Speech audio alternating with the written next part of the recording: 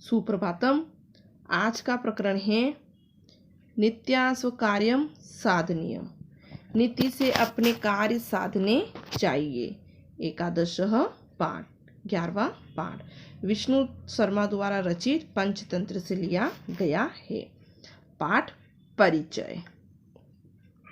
पंचतंत्रम नीति कथा साहित्य से प्रथम काव्य अस्ति। पंचतंत्र नीति कथा साहित्य का प्रथम काव्य है। अस्य रचनाकार विष्णु शर्मा आसीत। इसके रचनाकार विष्णु शर्मा थे। पंचतंत्र पूर्वम 12 भागा निबद्धा आसन। पंचतंत्र में पहले 12 भाग निबद्ध थे, किंतु साम्प्रतम पंचभागा ए उपलभ्यते, किंतु अब 5 भाग ही उपलब्ध होते हैं। मित्रभेद, मित्रलाप, संधि विग्रह, लब्ध प्रवणास, अपरीक्षित कारक। संपूर्ण पंचतंत्रे गद्य भागे सह 113 श्लोकास 75 उपकथा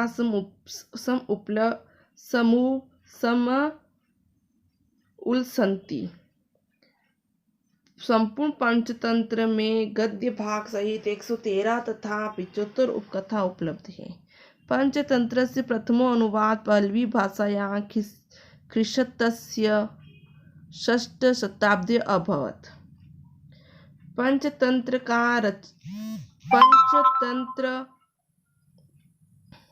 का प्रथम अनुवाद पहलवी भाषा में ईस्वी 6वीं शताब्दी में हुआ था।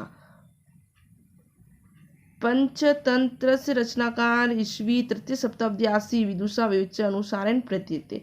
पंचतंत्र का रचनाकाल ईस्वी 3री शताब्दी था, ऐसा विद्वानों के विवेचन के अनुसार प्रतीत होता है।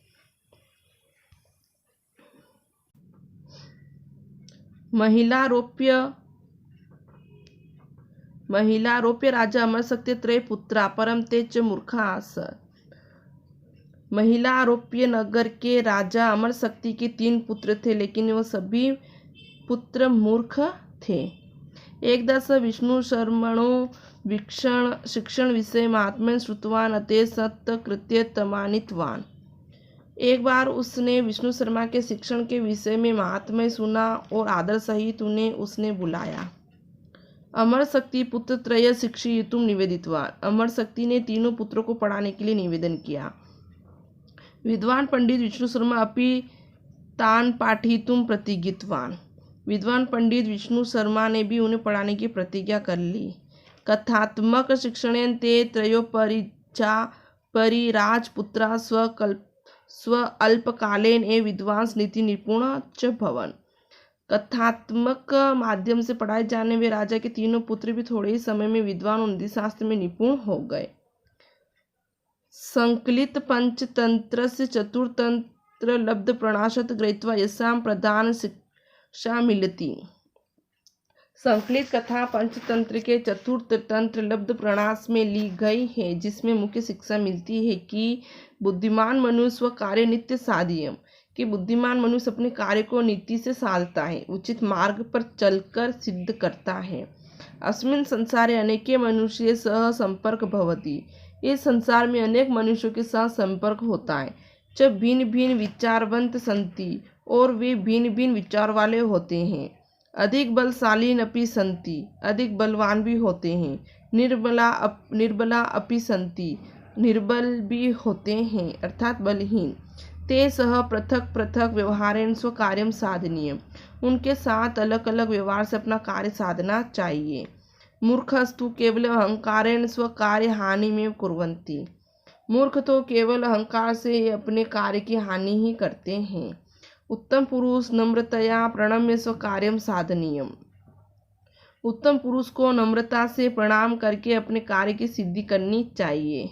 सूरः भेद नित्या स्व अनुकूलः कार्यः यह निकृष्ट अस्ति। सूर को भेद नीति से अपने अनुकूल करे, किंतु बलशाली वर्तते तस्य कृते स्व अल्प प्रदानम उचितम।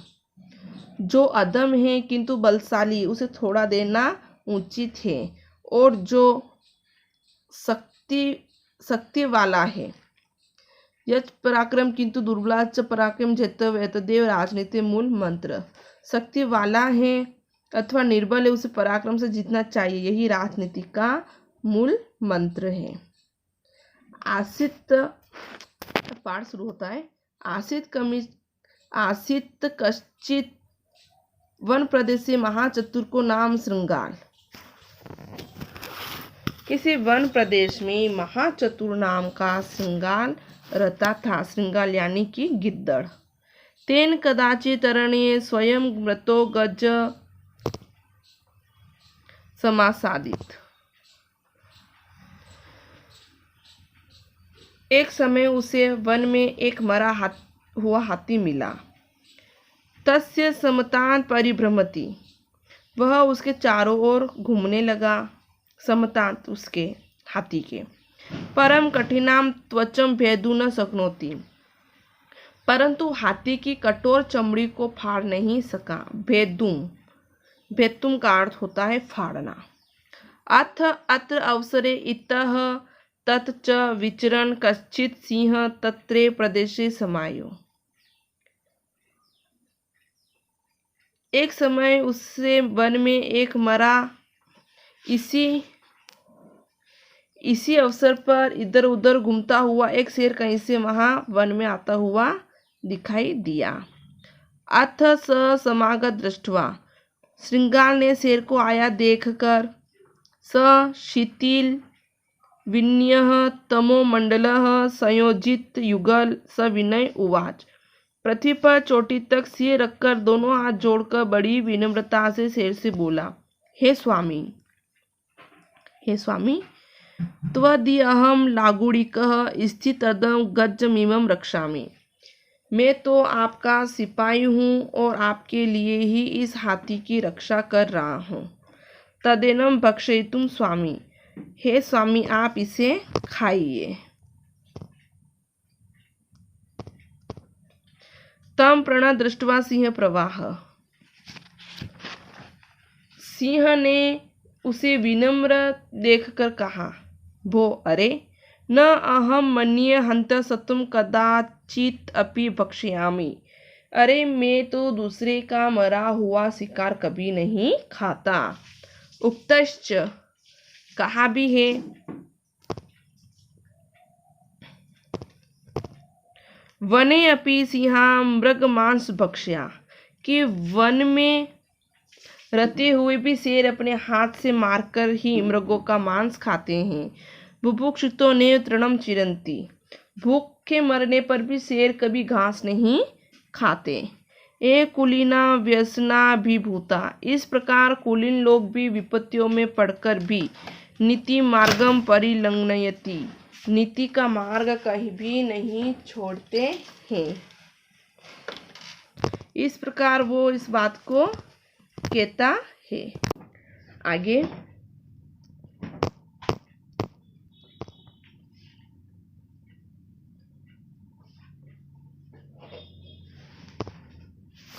तत एव गजो अयम मया प्रसादीकृत, यह हाथी मेरे द्वारा तुझे पुरस्कार दिया जाता है। तत् श्रुत्वा श्रृंगास आनंदमाह, यह सुनकर श्रृंगार खुश होकर बोला, युक्तम इदम स्वामिनो निज भृत्येषु अथ सिंह गते, मालिकों का अपने नौकरों में इस प्रकार का व्यवहार उचित ही है। कश्चित व्याघ्र समाययो, इसके बाद शेर के जाने पर तम अपि दृष्टि असो व्यंचित, एक व्याघ्र आया, उसे देखकर सिंहा सोचने लगा, अरे एक ताव दुरात्मा प्राणिपातेन अपवाहित, एक दुष्ट को तो मैंने किसी तरह हाथ जोड़कर यहाँ से हटाया, अब इस व्याघ्र को कैसे हटाऊंगा। तत् कथा इदानीम अपवाहम श्यामी, निश्चित ही यह तो सूर है, ऐसा सोचने लगा। नूनम सूरम, ऐसा वह सोचने लगा। न खलु भेद बिना साध्यो भविष्यति, यह भेद नीति बिना वश में नहीं हो सकता। उक्तश्च, कहा भी गया है। न यत्र शक्यते कर्तुम साम दान दम अथवा अपि भेद तत्र प्रयुक्तो यत व वंशकारकः, कि जहाँ साम यानी शांति, दाम यानी लालच कार्य सिद्ध न कर सकते हो, वहाँ भेद यानी डराना का प्रयोग करना चाहिए। किंच क्योंकि सर्वगुण संपन्नोपि भेदेन बध्यते, क्योंकि वही वंश में कार्य सिद्ध कर सकता है। एवं संप्रध्याय तस्य अभिमुखो भूत्वा गर्वा अनु, क्योंकि सर्वगुण संपन्न भी भेद नीति के बंधन में हो जाता है। कंधर संभ्रम उवाच, इस प्रकार निश्चित करके सामने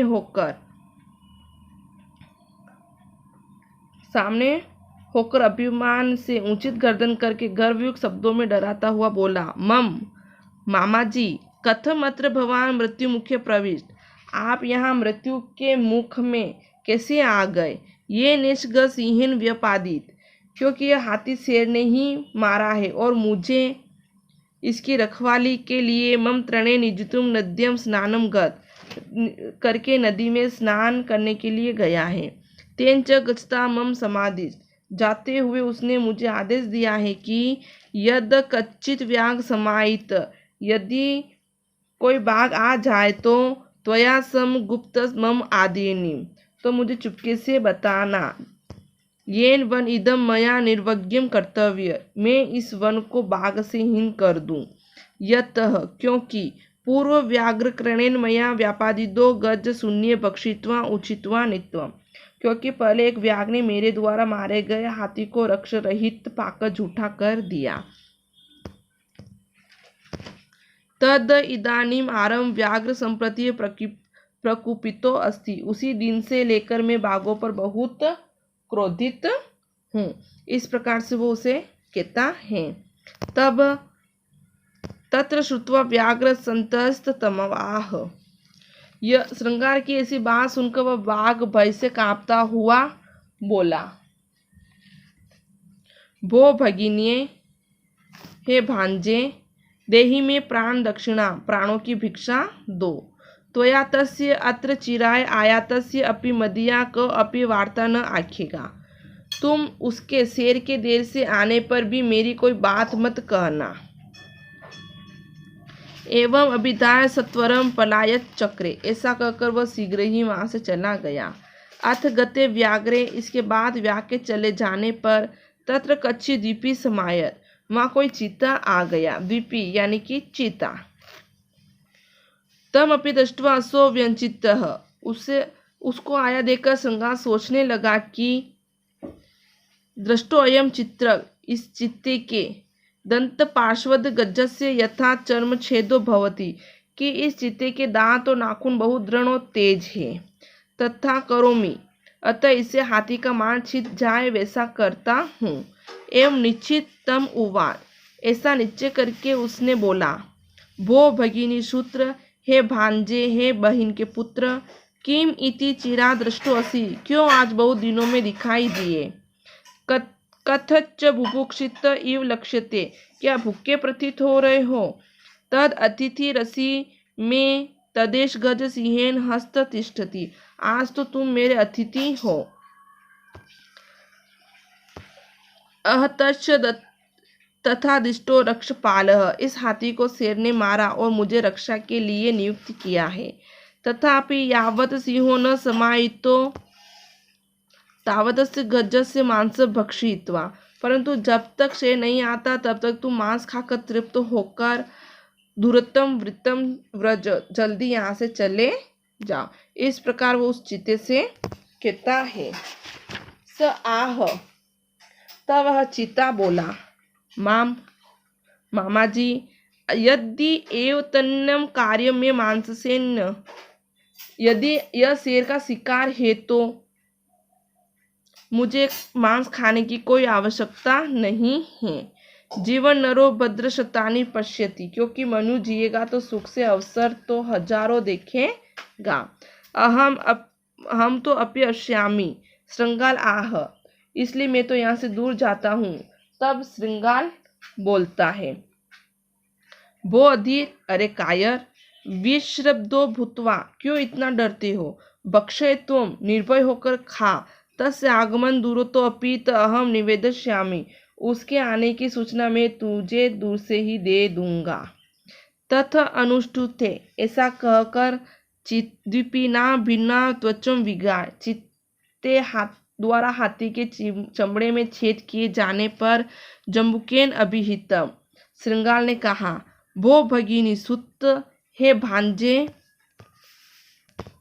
गम्यताम, भाग यानी चला जा। एष सिंह समाहित, शेर पास में आ पहुंचा।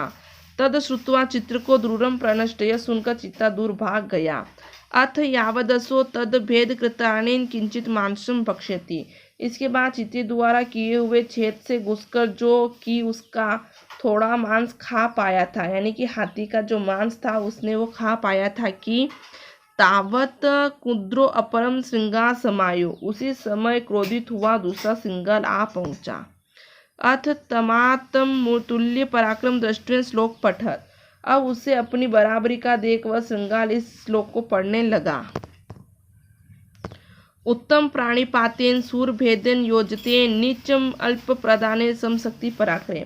कि साम यानी खुशामद या विनती से अपने बड़े और बलवान को प्रसन्न करे, भेद से सूरवीरों को वंश में करे और कुछ देकर नीच को प्रसन्न करे, बराबरी वाले को पराक्रम द्वारा जीते। इस प्रकार वह कहकर तद अभिमुख प्रयास व दृष्टा पिशत विदार्य।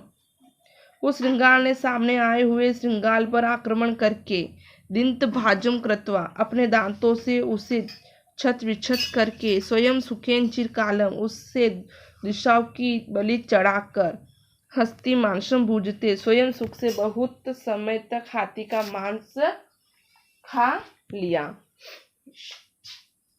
इस प्रकार से उसने अपनी बुद्धि से उस हाथी के मांस को खा लिया। अब यहाँ पे जो पैराग्राफ दिए गए हैं इसमें से प्रश्न पूछे जाते हैं।